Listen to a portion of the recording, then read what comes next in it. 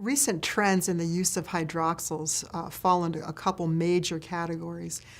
There are those devices that are based on a catalytic technology that was developed in partnership with NASA and the University of Wisconsin, in which they made the observation that you could use a titanium dioxide-coated mesh as a catalytic surface, and then when you irradiated that with UV light, you got a reaction at the surface of the catalyst, and they presumed, although it's very difficult to measure, that you're producing hydroxyls and superoxide molecules at the surface, and that the catalyst acts as a sponge and it adsorbs volatile organic compounds, bacteria, and other species, airborne pathogens to it, and where the two meet at the surface, the oxidizing agents that are formed can immediately react with the VOCs and the pathogens, and they will decompose them on the surface. There are claims made that these devices are able to produce free hydroxyls, but there's absolutely no data to this, and the majority of reputable scientific articles refute that. They say that this is a catalytic process, everything occurs on or near the catalyst, and that it can be quite effective. Depending on the surface area of the catalyst, it determines how much VOC that you can destroy. Unless you've got an extraordinarily large surface area, these devices typically can only handle very small volumes of air. Historically, they were generated and developed first for the space shuttle, a very confined environment. They have a benefit of not producing any other accidents that are free, and they have their uses, but it is their capacity to handle large volumes of space have really not been well demonstrated. It would be the same thing as trying to destroy a large chain VOC in air as you would on the catalyst surface. As it's bound, it'll gradually decompose and come apart.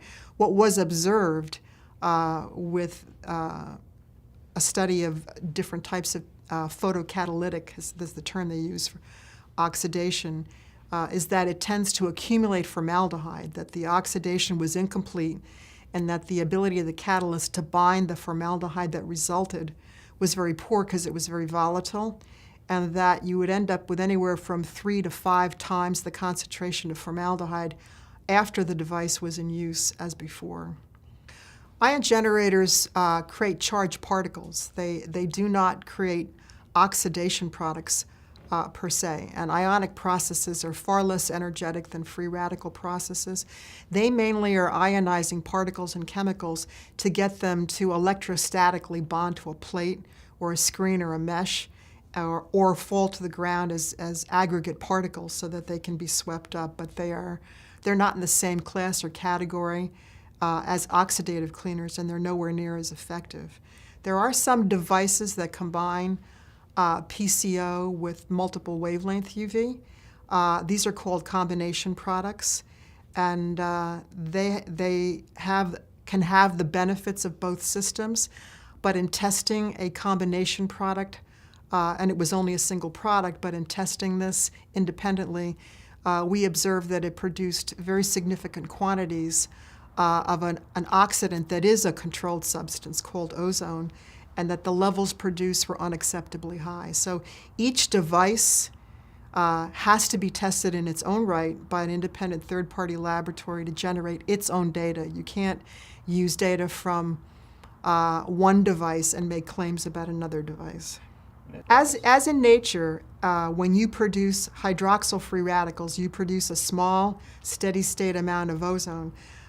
In the design of the HDI devices, they use a particular type of optic that will destroy the ozone as it's formed. And as the air in a treatment space recirculates through the machine, the ozone is both formed and destroyed. And so what you want to look at is the resulting steady-state concentration as the device is running. And typically these levels have been very low and have stayed below the OSHA guidelines, which is less than 100 part per billion over an 8-hour period.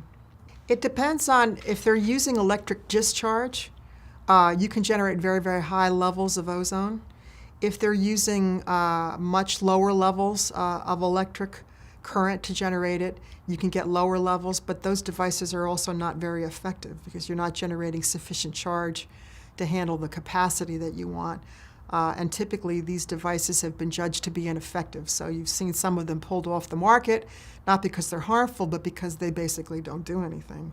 Anything that has a high electric discharge is considered and can be categorized as an ozone generator because it generates way too much ozone. And that falls into a category where you can only use it in an unoccupied space.